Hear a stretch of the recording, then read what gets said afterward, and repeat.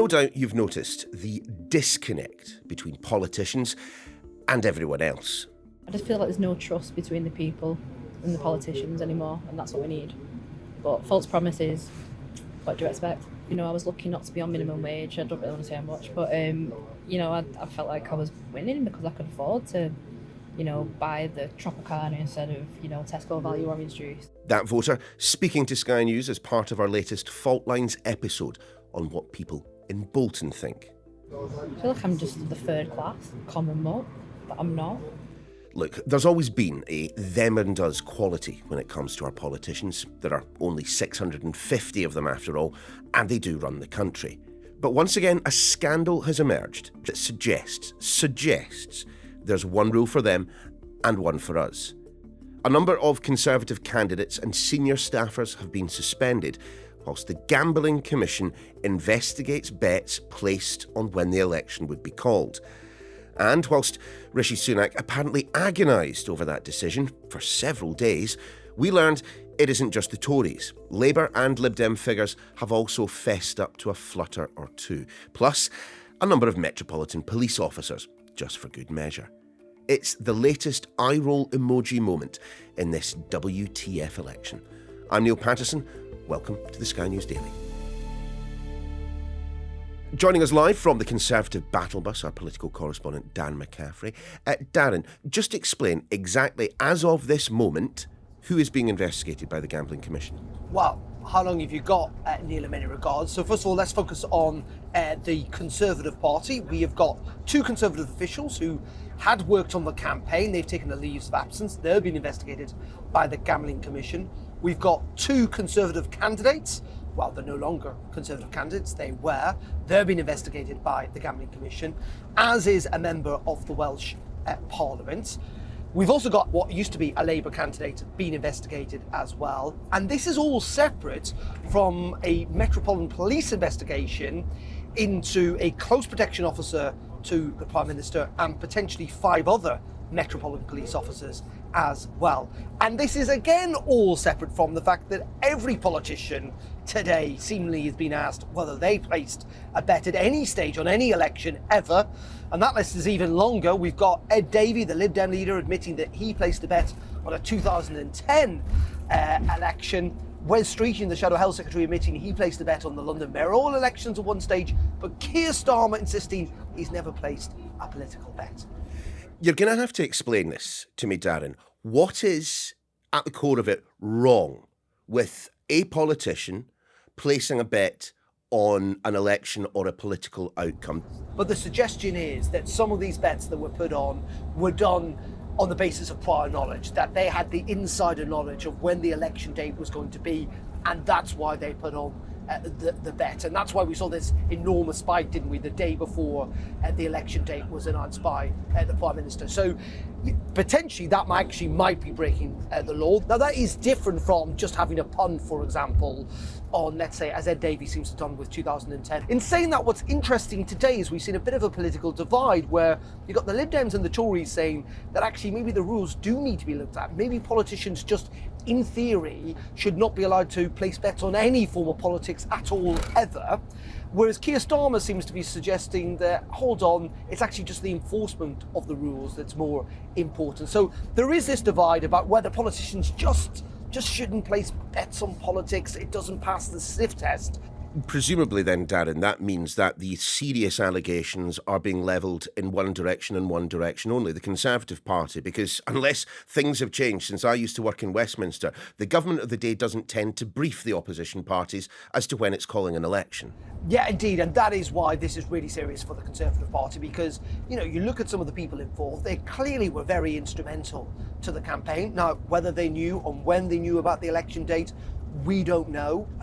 Some of them, the ones that we've heard from, have denied any wrongdoing, even when they've admitted putting bets on in the first place. I think as someone put it the other day for the Conservative Party, it feels like the fall of Rome and people are nicking the candlesticks on the way out. This sense that, you know, it's just kind of get what you can from this, because it looks like you're going to be out of power in a couple of weeks' time.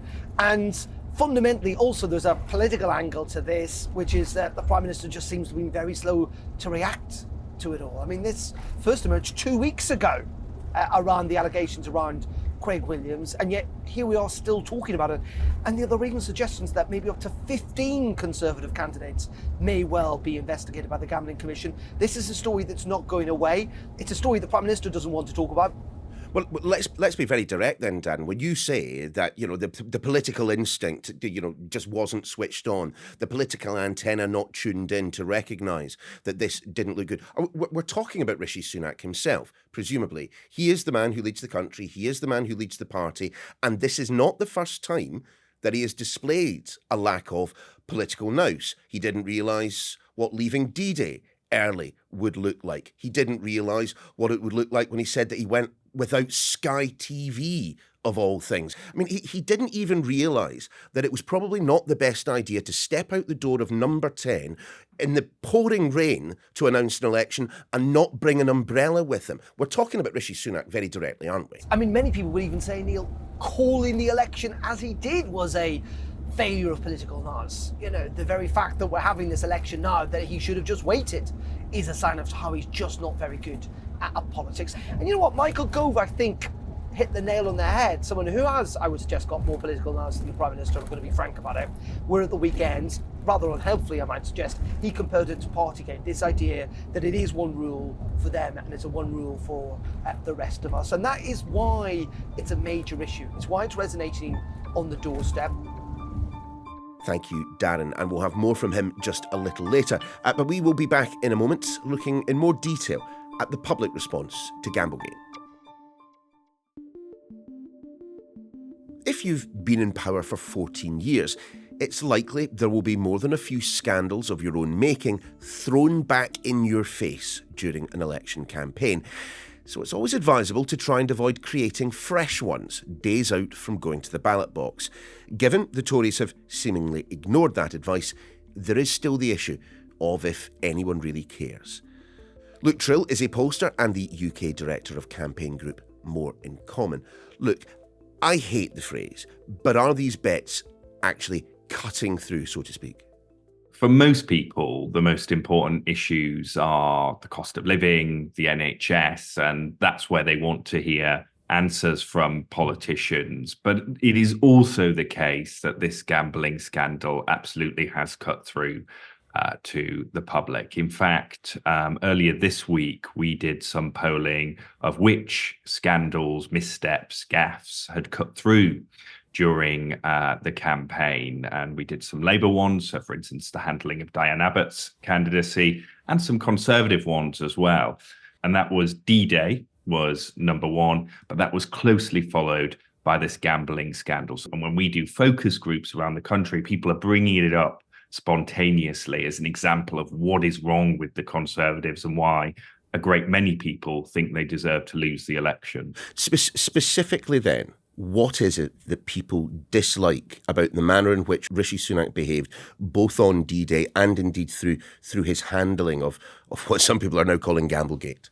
It's this sense of disrespect to the public. On D-Day, it was this sense of it's an important national event that matters for the country. Gamblegate, it's a sense of disrespect because it plays right into that feeling that people have about politicians, of it being one rule for them and another rule for us. I've had people in focus groups saying to me things like, if I had insider knowledge at work, I did something like that, I'd lose my job and possibly be facing the police immediately. There'd be no two ways about it, which of course goes to the other reason, and it's his handling of it, which has exacerbated it. Because, as I say, for most people, they just say, why weren't they suspended immediately? Why did he not take action straight away?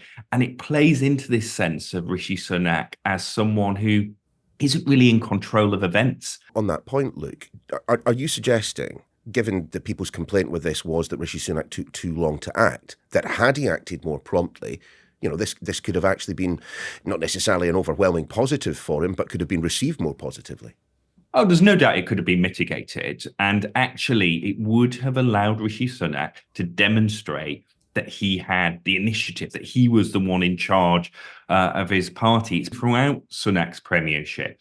When he first came in, people would say, Well, I'm a bit worried he's not really in touch with everyday concerns, but he seems competent. What's changed is those concerns about his wealth have persisted, but increasingly people have also been saying he's not very strong, is he? And even his fans will say things like, oh, he's a decent man, but he just doesn't really seem up to it. He doesn't seem to have a grip on it. But the problem is there has been this sort of steady accumulation of issues. Of course, now we're focusing on what's happened in the campaign. But, of course, for the public, you've got to remember, actually, with Sunak, it started slightly before he became prime minister, when revelations about some of his family's tax affairs and his wife having non-dom status with some of the public who had quite liked him during the pandemic, and particularly the work he did on the furlough scheme came out very positively. For some people, they felt that non-dom thing was just not quite right. And presumably the public, and indeed the people that you're talking to in the focus groups, are comparing and contrasting Sir Keir Starmer and his response to the single candidate standing for the Labour Party that has been dragged into this as well. The fact that a Labour candidate is now caught up in it, albeit in quite different circumstances, for some people will just reinforce this sense of a pox on all their houses. All politicians are at it. They're all the same. But I think for others, Keir Starmer's response, the fact that he's acted so decisively, is a real contrast with Rishi Sunak, and people will give him credit for that.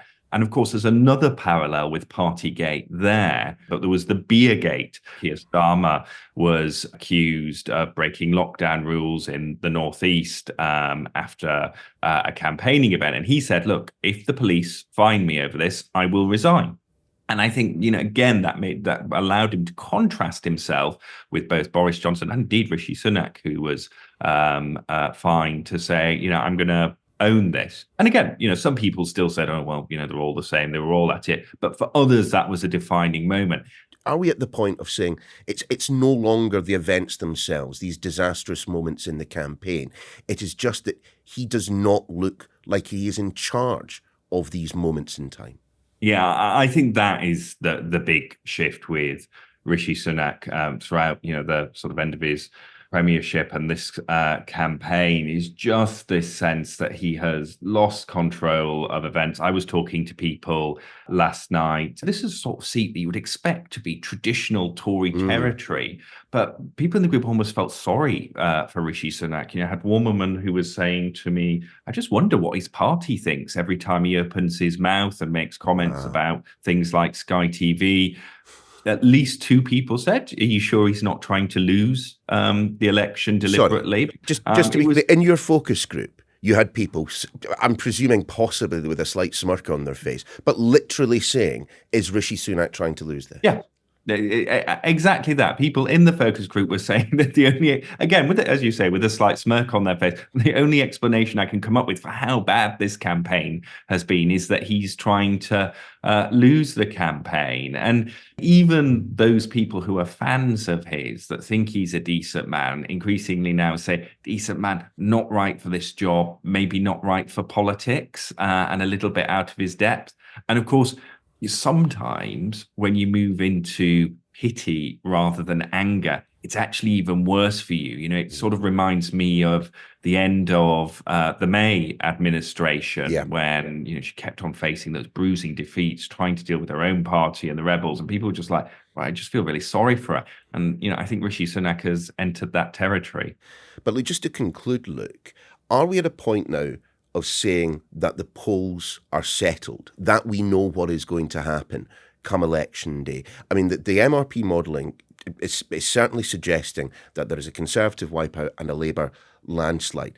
But my contention is that there are probably still a range of seats shared between the Conservative and Labour Party on this. I mean, if the polls are right, and they would at this stage have to be historically wrong for Labour not to be the likely victors next week, but that doesn't mean it's all over. What is happening now still matters, and it particularly matters in terms of the type of opposition the Conservatives are going to be able to form if indeed they are the largest opposition party and aren't overtaken by the Liberal Democrats. We found there were about 100 seats, which were within a very small margin. Yeah, so that's the point. You think a good final week with lots of undecideds breaking to the Tory party, maybe they can get back up to 1997 levels, and it's sort of saying something in of itself that's seen as a good outcome now. Or they break the other way, this gambling stuff continues, and they end up sub 100 seats. So yes, it might seem like the outcome is preordained in terms of who's likely to end up in government, but the future makeup of Parliament, I think, is very much still up for grabs in this final week. Luke Tryl, been absolutely fascinating talking. Thank you. Thanks so much for your time. Back to the Conservative battle bus and Dan McCaffrey. Dan, what's been the mood on the bus, particularly amongst those Tories that travel with you, the spinners? You know what? I would say it's resignation, if I'm going to be very honest about this. They're not angry, which may be somewhat surprising. They're not kind of battling us in terms of kind of sometimes the lines we need to take. It's kind of resignation. It feels that they're just trying to get to the end of this campaign. It's been a very difficult campaign, and campaigns are also quite personal. Whatever one thinks about politics, at the end of the day, a lot of these people who do work in these campaigns, A, they believe in the cause, but B, they've put in a hell of a lot of work over the last couple of years. Again, I say irrespective of politics, they do care about it. We have got these people who work on the Conservative campaign, but frankly, they're also not making decisions largely, because when it comes down to it, the buck stops with the Prime Minister. He's in charge of the campaign, he makes these decisions. Sure, but from where I'm sitting, Dan, it almost feels like the Conservatives have given up even pretending that there's a sophistication to their election campaign. I just want to read you a tweet that the Conservatives put out in the last hour, and it reads thus: "What would go up during a Labour government? Tax, tax, tax, tax, tax, tax, tax." I'm not even joking here. They put 6,207 mentions of the word tax in that single tweet. What are they doing? Surely it is evidence that this is a campaign that is, if it hasn't entirely given up, then it's just about to. Yeah, and you know what? I would say inexperienced as well in some aspects of the Conservative campaign. They started 20 points behind. It does seem that they can't get anything right. It never rains, but it pours. I think the interesting thing about tax, though, the one thing I would say about this, and I've obviously spent a lot of time in very safe Conservative seats, because that's fundamentally where the Prime Minister and the Conservative Party have been extraordinarily over the last kind of 4 weeks, is in seats where the Conservative Party got a 20,000 seat majority. I mean, there's no battlegrounds for the Conservative Party in this election. It's very much a very Conservative protectionist strategy. But you know what? Tax is resonating. I've spoken to lots of voters who have brought it. It is making some wavering Conservative voters think twice about voting for the Labour Party or not voting at all. So, as unsophisticated as it might be, that message around tax, I have found on a personal basis, is resonating with some Conservative voters who are saying may well stick with them because they are concerned that tax might go up under a Labour government. Of course. Yeah, I mean, it is quite something if you have to persuade your own voters that you're not going to be putting up taxes the other side of an election. In the safest Conservative seats. Exactly that. Darren, we will let you crack on with the Magical Mystery Tour and continue on the Conservative battle bus. We'll speak again soon. Thanks very much, mate. When close allies of the Prime Minister are using their foreknowledge of the election date to make themselves just a few quid, well, it's fair to say there's an end-of-days party on the Titanic quality to the Tory campaign. Politics isn't just about the optics, of course, but knowing when things look bad is an essential skill in high office. And I'd bet even Rishi Sunak understands that now. That's your lot for this edition of The Daily. We're back again tomorrow.